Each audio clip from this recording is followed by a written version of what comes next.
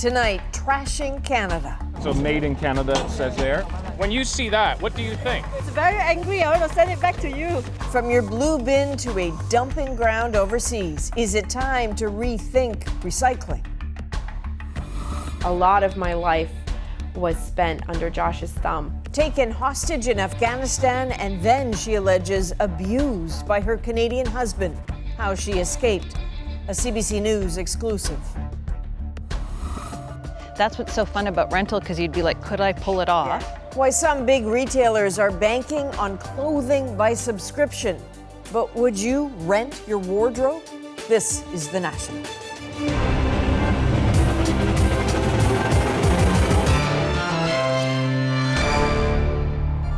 Tonight, a second country is telling Canada to just take back its trash. First, it was the Philippines. Now it's Malaysia. Its message to the world: this is not a dumping ground for developed countries. In front of the international media at a port outside Kuala Lumpur, officials cracked open several shipping containers destined, they say, for illegal processing plants. And inside, piles of contaminated plastic waste from countries like Canada, the US, Australia, and the UK. And spotted in the heaps, shopping bags from Loblaws and Sobeys. David Common was there and explains all that material was sent in, labeled as recycling. It's being sent out, labeled as garbage. It may now be on the opposite side of the world, but this is where the plastic from Canada's blue bins can and does end up. This is garbage from Canada. Malaysia is now the latest Asian nation to tell Canada they don't want our low-value plastic waste, and they intend to send it back. I hope that makes citizens of the Canadians angry as well, of this irresponsible export of plastic or waste. More than a ton of plastic bags and product wrappers, originally from stores and brands Canadians will know well. So made in Canada, it says there. That's an Ontario company. This is, I think, from the Maritime, Scottsburn Milk, Atlantic Canada. From it's Canada. From Canada. Yeah. This is from Canada. So we are going to send this back to Canada, and we really hope that the people of Canada will demand your government to have a better tracking and monitoring of your waste recycling. After China got fed up and banned plastic waste imports 2 years ago, other Asian nations have become a dumping ground for Western plastic. Shipped because recycling it in Canada often isn't worth the cost. But exporters send thin, low-value plastic here, or leave it contaminated. And so it's tossed, buried, sometimes burned, leaching toxic chemicals into the air, soil, and water. The CBC Marketplace investigation earlier this year found Canadian brands in these illegal dumps. Malaysia is just the latest among Asian nations to tell Canada enough is enough. Send us your low-value plastics, we will send them back. That's a bag to carry toast from Ontario. There's more from Canada's biggest grocery stores that are there. Oh, all right. When you see that, what do you think? It's very angry. I want to send it back to you. Stopping the flow is a huge challenge. In a sea of shipping containers, authorities struggle to find plastic waste. Sometimes it's intentionally mislabeled. Officials did not reveal who exported this from Canada. But one step back is an even bigger question. Canadians may well have intended this plastic to be reused or recycled. Neither will happen now. Peeling back just what happens to our plastic beyond the blue bin. David Common, CBC News at Port Kanga outside Kuala Lumpur in Malaysia. So it wasn't Canada, the country, that sent that plastic to Malaysia. It was a private company. In fact, most of the recyclables you put to the curb end up in private sector hands. So how do they then go overseas? Christine Birak tracks the process.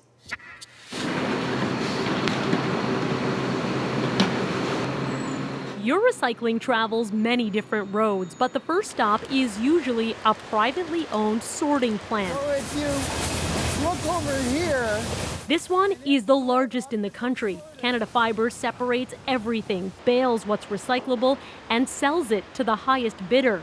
That can be directly to a recycling plant or a broker who then resells the materials to another recycler, sometimes overseas in countries like Malaysia.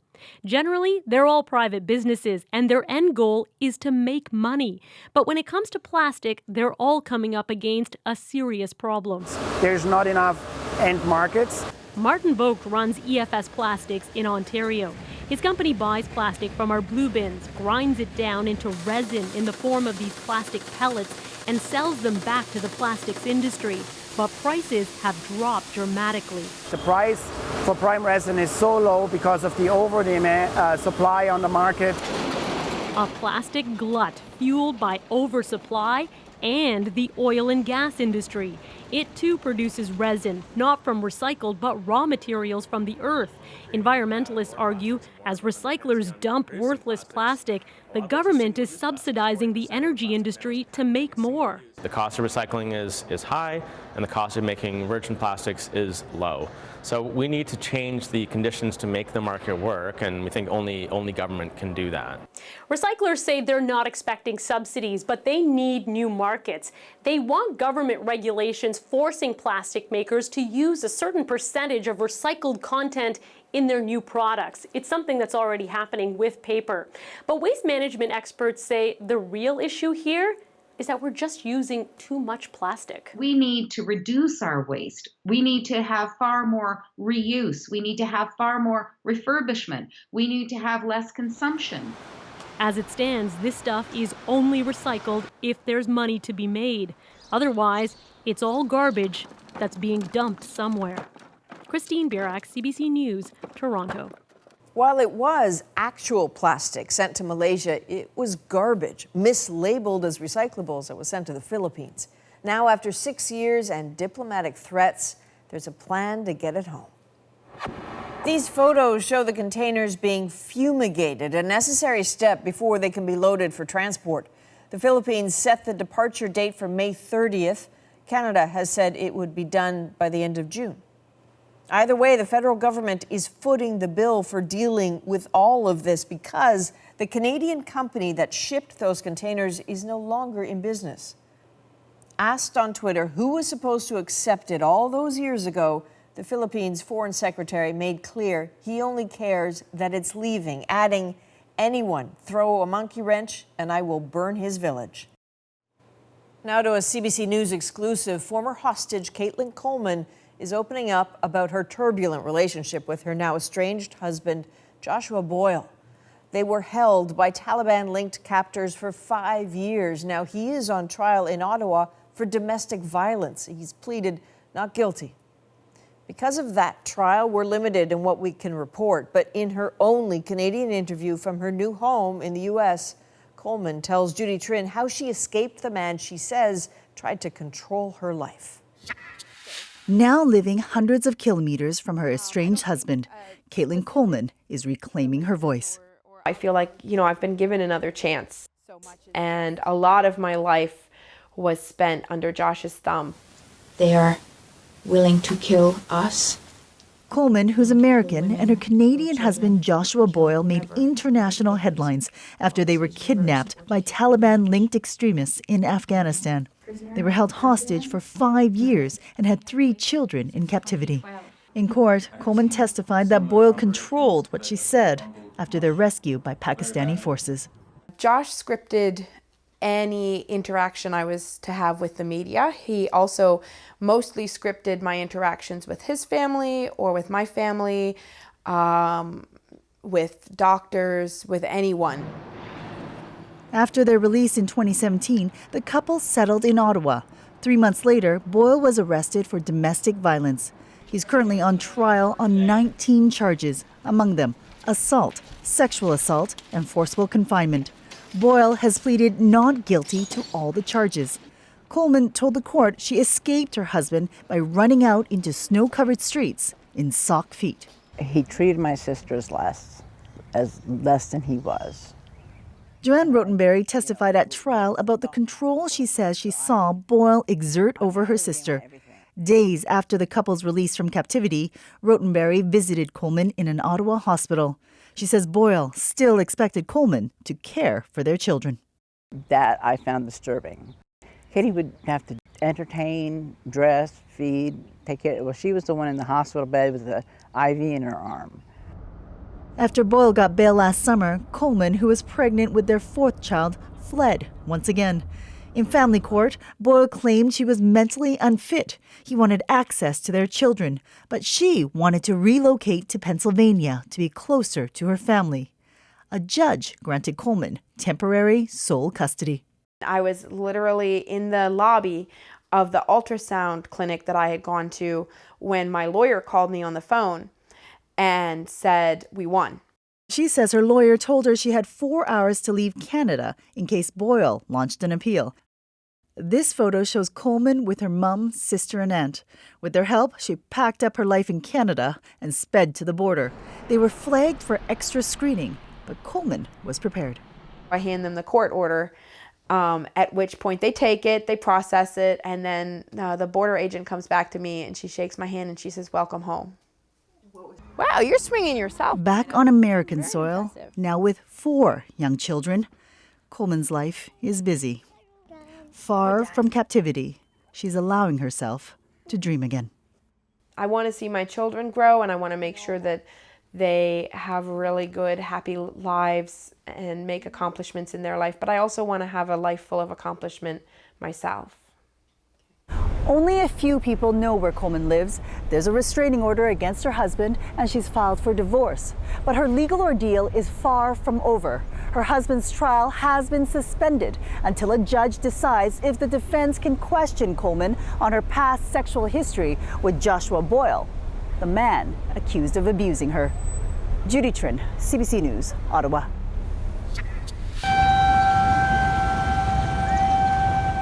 Once again, those are the sounds of tornado sirens tonight in the U.S., this time in Kansas.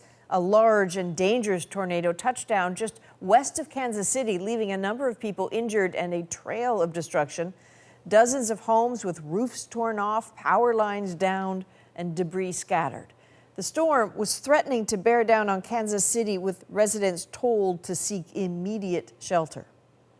This year's tornado season across the U.S. Midwest has been relentless. Yesterday was the 11th straight day with at least 8 recorded twisters, tying a record that may soon fall. And as Kim Brunhuber reports, people fear much more to come. It looks like a giant stomped on the town of Salina, Ohio. The winds were strong enough to hurl a car into a man's house, killing him. Heartbreaking. Really sad. And these people, where do they go? Overnight, up to 10 tornadoes hit Ohio. Of course, the state is used to twisters, but not this many at once, and not this strong.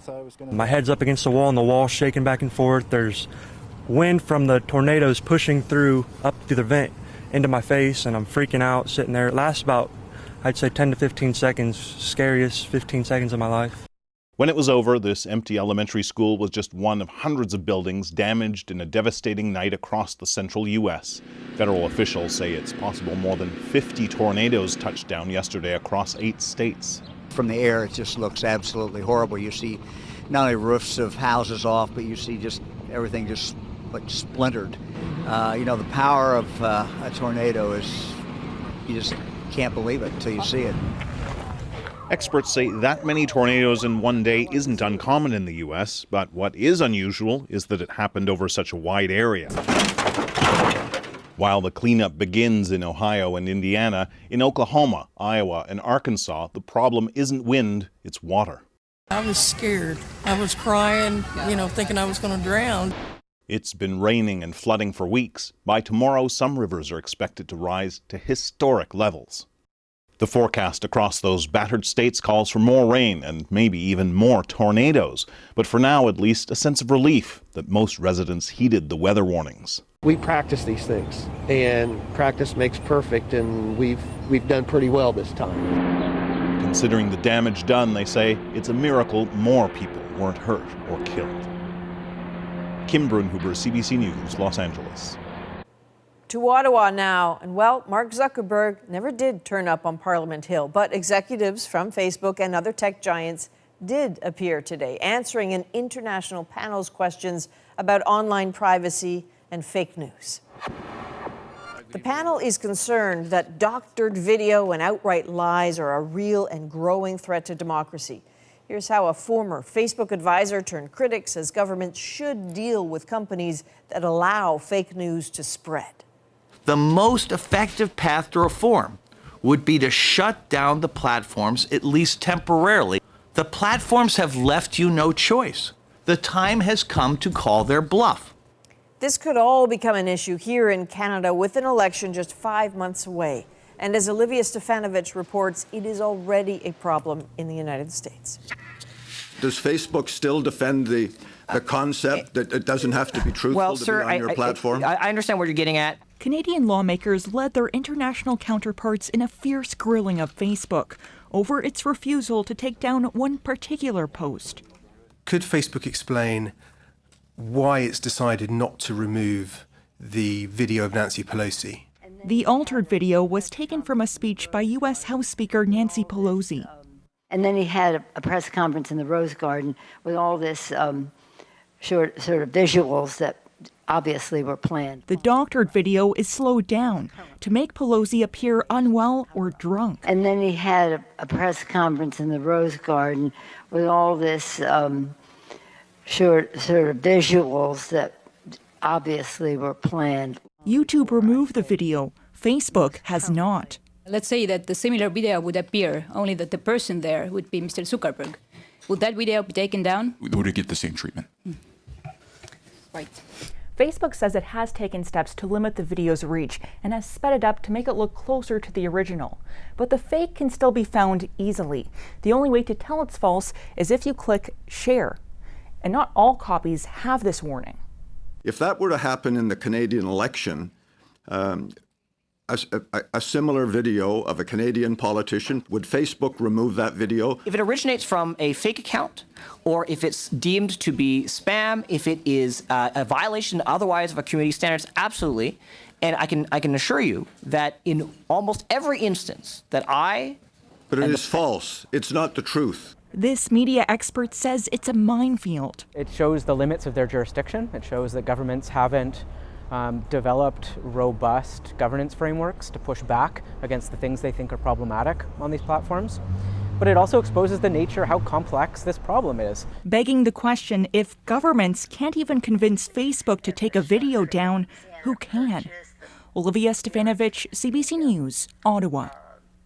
Another issue that is likely to be a big one in the fall election, immigration. Conservative leader Andrew Scheer has called Justin Trudeau's plan irresponsible and broken. So what would his approach be? David Cochran takes a closer look. With a backdrop of Conservative candidates, Andrew Scheer's speech was a frontal assault on Justin Trudeau's immigration policies. Canadians have lost faith in the fairness of our system. They now question the integrity of our borders. The border has been a central political issue ever since migrant crossings surged nearly 2 years ago. It made immigration a problem for the Liberals, but also for the Conservatives. Andrew! Scheer's been criticized for speaking at a pro-pipeline rally that was heavily attended by yellow vest protesters, many expressing anti-immigrant sentiments, and for opposing a United Nations plan to help refugees. It gives influence over Canada's immigration system to foreign entities. Repeating far-right criticisms that the non-binding agreement was a threat to Canadian sovereignty. It could open the door to foreign bureaucrats telling Canada how to manage our borders. Moments the Liberals have used to paint the Conservatives as reckless. And I would caution anyone from using fear and resentment because, frankly, it's a dangerous. We should be able to have an immigration debate in this country without the government calling the people who criticize their failures racists and bigots. There was no mention of UN interference in this speech. Instead, Scheer got personal, referencing his late mother's work with Syrian refugees, linking it to the current problems. There is absolutely nothing fair about forcing the oppressed and the persecuted, like the Syrians my mother helped, to wait longer for Canada's help while others cross the border illegally from places like upstate New York. She repeated past commitments to close the border to irregular crossings and to allow more privately sponsored refugees. But mostly, this was a critique of Trudeau, punctuated by non-specific promises to make the system faster, fairer, more secure. Merci beaucoup. It's been a pleasure talking to you this evening. The precise details will have to wait until the election. David Cochran, CBC News, Ottawa. Some other stories we're following tonight. Canada is set to take a big step towards ratifying a new NAFTA after trade tariffs on Canadian steel and aluminum were lifted. Now that the tariffs are lifted, it's important to show our good faith and move ahead with the ratification process. An implementation bill will be introduced to the House of Commons tomorrow. That's one day before U.S. Vice President Mike Pence visits Ottawa for talks. The new NAFTA, just one of the issues on the agenda. And Health Canada has officially banned a make of breast implants linked to a rare form of cancer. This follows a joint investigation by the Toronto Star and CBC News into Allergan's BioCell textured implants. It found the products pose an increased risk of a form of lymphoma. In a statement, Allergan says it stands firmly behind the safety of its products. Ahead tonight, a new chapter in the opioid epidemic, the billion-dollar trial against one of the world's biggest drug makers, and an in-depth look at how Sweden cares for its seniors, making sure elderly couples are able to stay together. But first, we started with gowns and cocktail dresses, and now women are saying, dress me for every day. Retailers want you to rent your clothes, but are wardrobe subscriptions really the next big thing?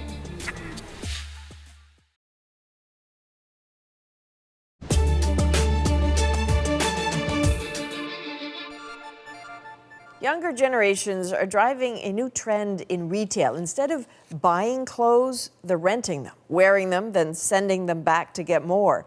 You may not see the appeal, but as Jacqueline Hansen tells us, even traditional stores are now jumping on board.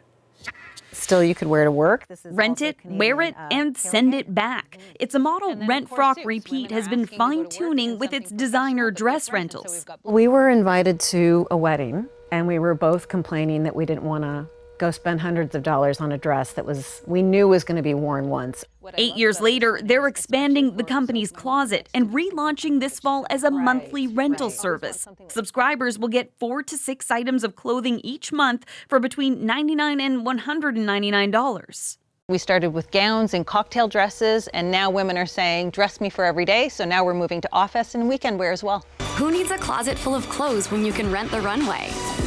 Rent the Runway has convinced millions of Americans to rent clothes and convinced investors it was a model that would work. The company was recently valued at $1 billion. The rental trend is getting picked up by clothing chains as well. Last week, Urban Outfitters announced it's creating its own company to launch a rental service. Others like Ann Taylor, American Eagle, and Express are using a ready-made technology created by a company called Castle. We look at what we're doing as really partnering with the retailers and helping them grow their businesses and strengthen their brands, as opposed to displacing them.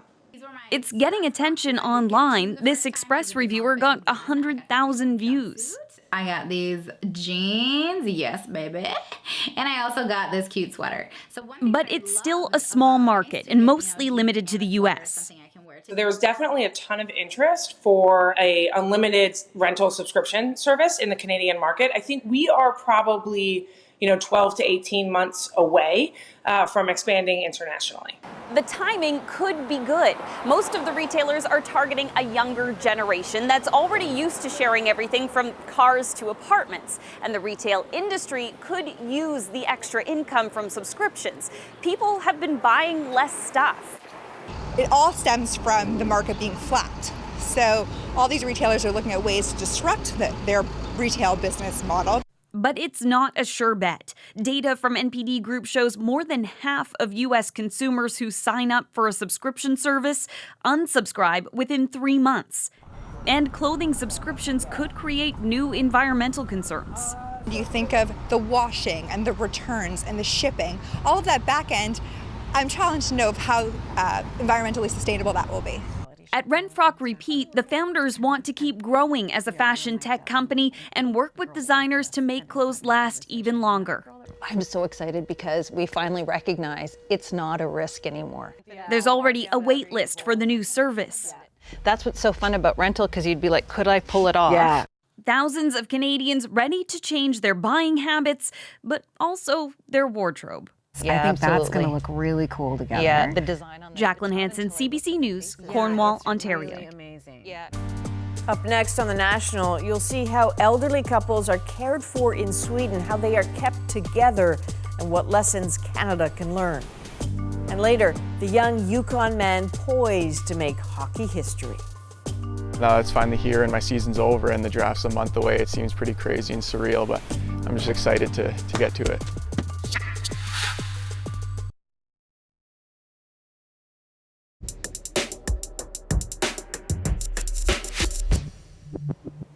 Dementia, stroke, there are all kinds of reasons why Canadians turn to long-term care facilities for help, but that can come at a steep cost and not just a financial one. For many patients, it means being separated from their spouses after decades together, but it does not have to be that way. David Common compares our system to one a continent away that has taken a very different approach.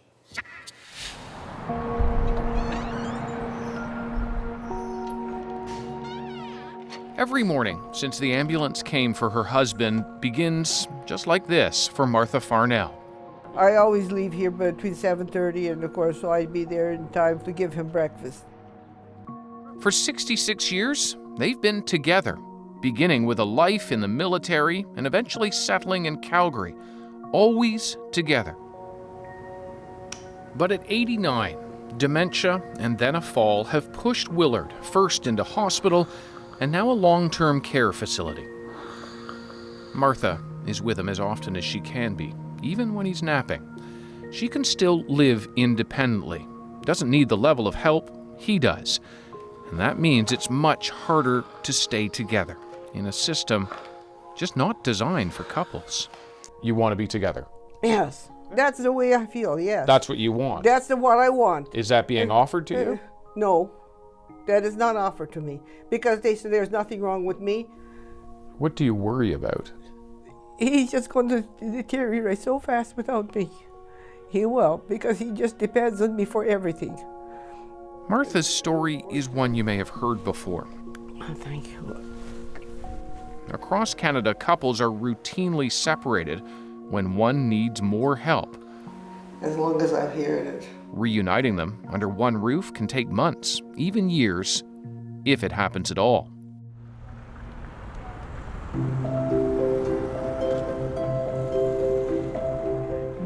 In Sweden, separation is almost unheard of. The system there built to recognize the value of keeping loved ones together. In fact, couples there have the right to live together. What would it mean for you at this stage in your life to not be together? Jag skulle inte känna mig lugn om jag var hemma och Torsten var här på samma sätt som. Och jag tror det skulle betyda ännu mer för Torsten att vi får vara tillsammans. After decades together, Nancy and Torsten can't imagine life apart. A debilitating stroke may have robbed him of mobility and speech, but he hasn't lost her. Får ni vänta länge. He cannot live independently, but in Sweden the system is set up so he doesn't have to face old age alone. Efter att Torsten fick sin stroke så bodde han hemma, så vårdade vi honom hemma i cirka 8 månader. Och det hade jag fortsatt med om jag inte hade fått detta erbjudandet. Att vi hade möjlighet att bo tillsammans. För vi får ju bättre hjälp här än hemma. Hjälpen finns på andra sidan dörren när vi behöver det. Och det ger en stor trygghet. It would be too much for her to handle alone at home. But here at a care home where both can live, help is never far away when it's needed. Jag talar om för personalen att jag är borta mellan klockan så och så. Och de tar hand om Torsten under tiden. Ska han lägga sig och vila så kommer de. Och ska han upp så kommer de också på fasta tider. Det går väldigt bra. They aren't the only exception in Sweden. This is the rule. Couples stay together, not just until one can no longer care for the other, but until the end. Hello. Hallå, hallå. Hey. Hej. Ruth. David. Hej, Ruth. Ruth, good to meet you. Ruth and her husband of 6 decades lived here. Now, though, she's in mourning. It's only one bed now. Her husband passed away last week. Yes, I'm sorry to hear that. So now she feels it's a little bit big for her, the apartment. It's hard now. Hard now, certainly. But imagine how much harder had Ruth and Horner been separated. In Canada, it would have been a near certainty. In Sweden, it would have been seen as a failure.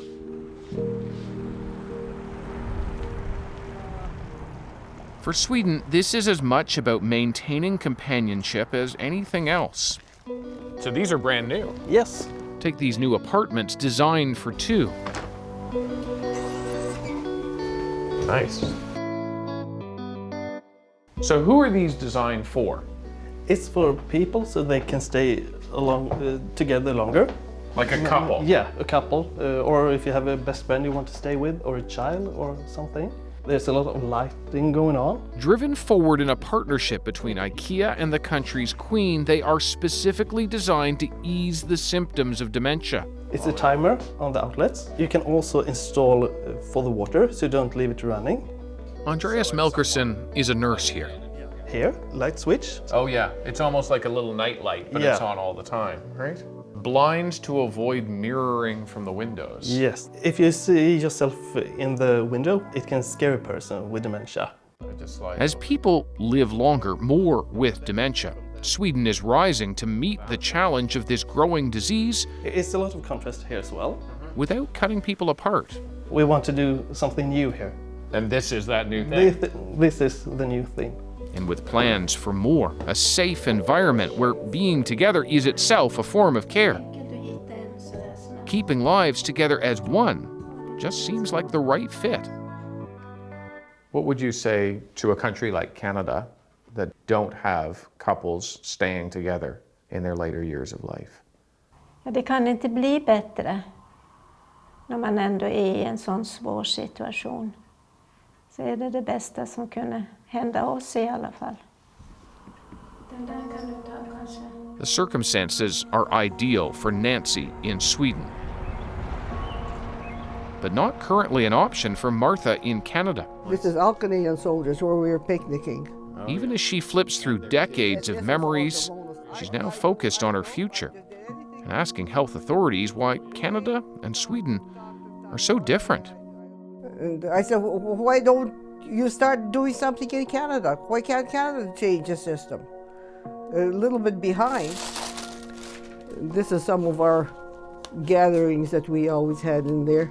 And so she'll keep fighting to be with Willard, pushing for the rare rooms for 2, a place to both care for her husband and live with him.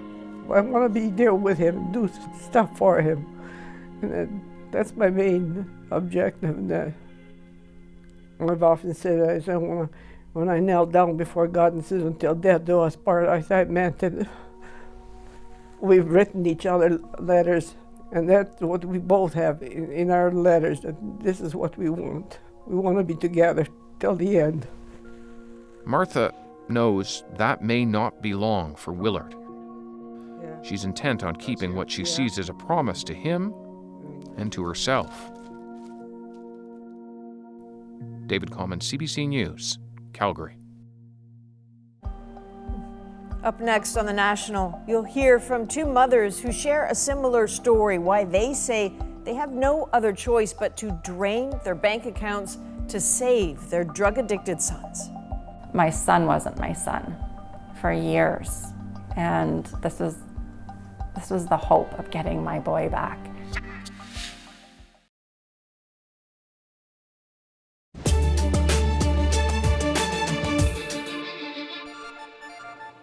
A landmark court case began today in Oklahoma that is being closely watched across the United States and in Canada, too.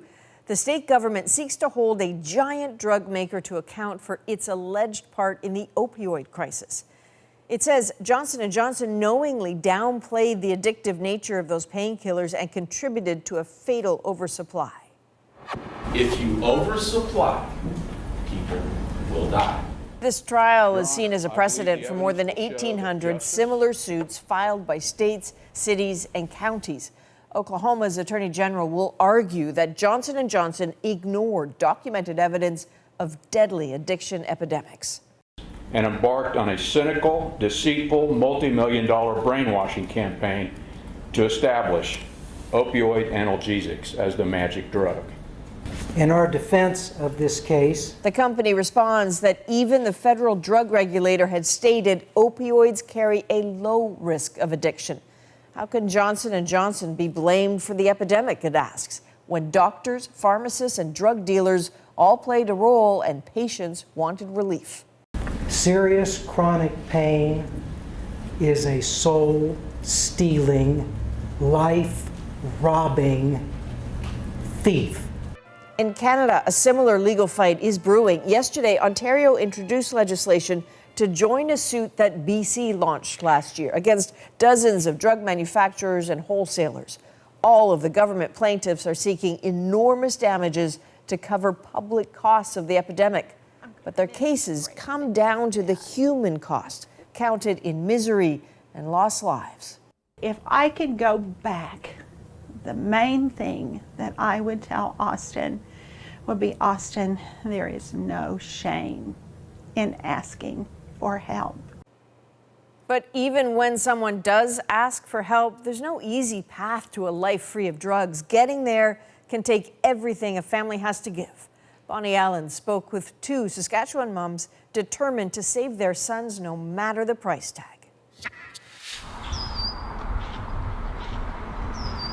As a mother, Ronnie Nordal has always been willing to do anything for her son Andrew. She spent the first 2 years of his life feeding him through a tube after he was born missing part of his esophagus.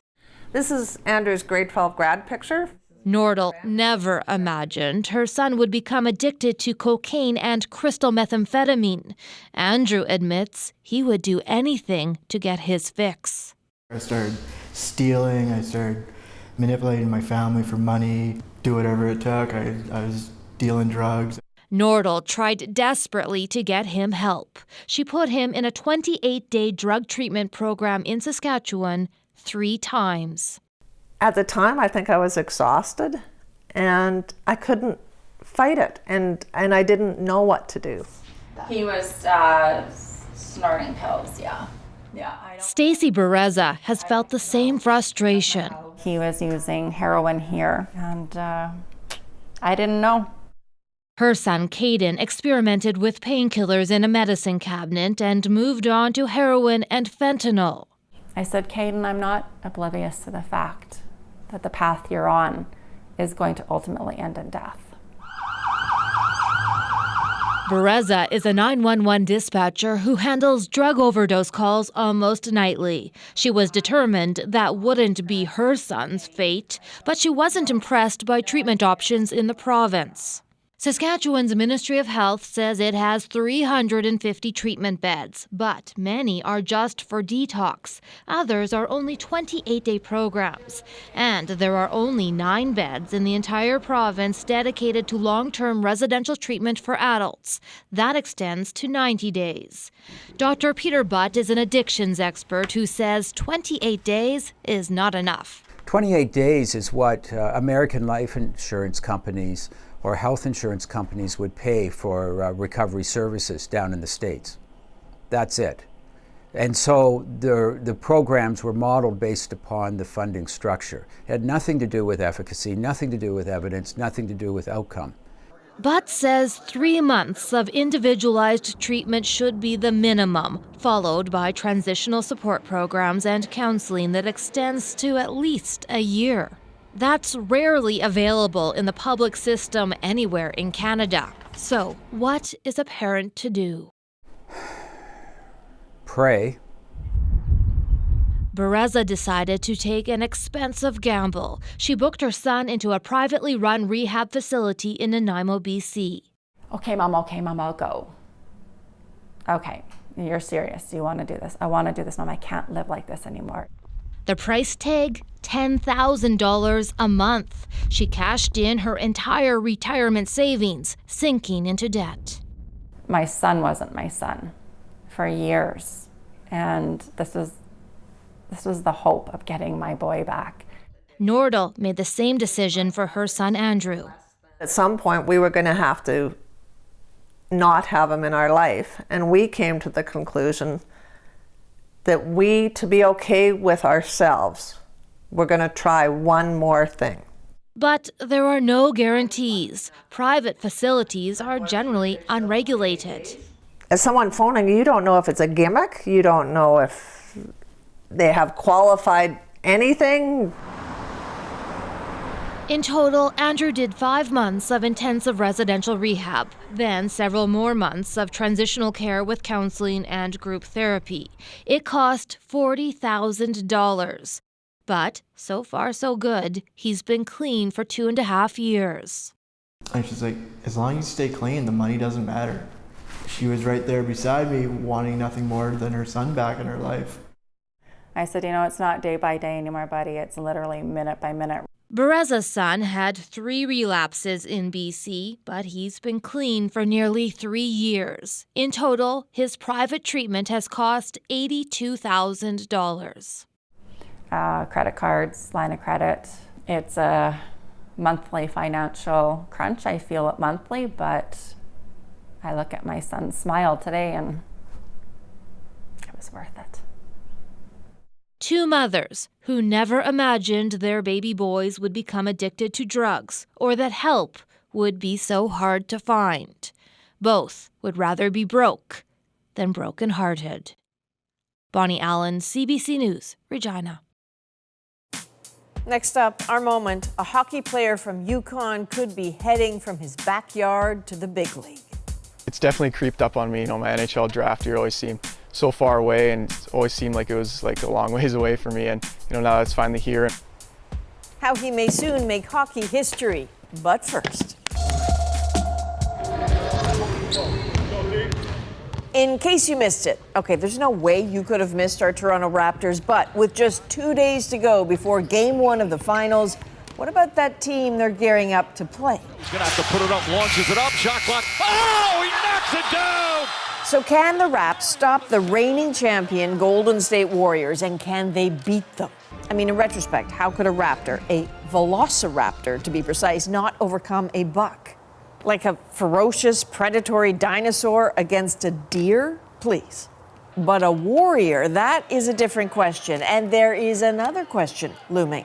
Not about key Raps like Pascal Siakam, Kawhi Leonard, or Kyle Lowry, but whether a certain unofficial Raptor can just keep it together.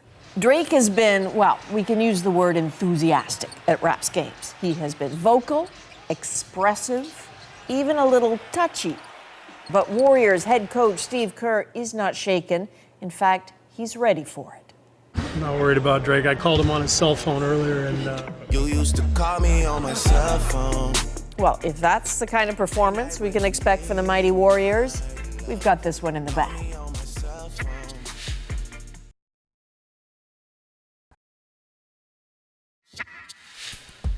If this is maybe your first time seeing this young man, Dylan Cousins, chances are it won't be your last. This young hockey player is set to make hockey history at this year's NHL draft. A Yukoner has never been selected in the NHL draft first round, and those hometown roots, well, it's a big part of his on-ice success, and that is tonight's moment. I just spent so much of my childhood out here and so much of my time and my hockey out here, and I'm super happy to have this as my home. It's definitely creeped up on me. My NHL draft year always seemed so far away, and it always seemed like it was like a long ways away for me. And now it's finally here and my season's over and the draft's a month away. It seems pretty crazy and surreal, but I'm just excited to get to it. But it is a bit surreal. Like now that we watch things on TV, like the drafts, like last year we watched the draft and we're going, this could be us next year. My dad did such a good job of making it to a hockey rink every winter and spent so much work on that, and I owe a lot to him for sure. It's pretty awesome, and to be able to represent Whitehorse, you know, on the international stage a couple times has been unbelievable, and I'm so happy to be from here and so happy to call this place my home. Here you are, the lone wolf from Whitehorse. You're okay with that? Yeah, I wouldn't change a thing about it. Okay, so how good is good? Well, Hockey News Magazine says that Dylan is a top-ranked Canadian player available at the draft. Suggests he might even be taken by the Chicago Blackhawks, which would be fantastic. That is the team he says he grew up watching. So let's watch for him. I think the draft is June 21st, or I may have got that wrong. That is a national for May 28th. Good night.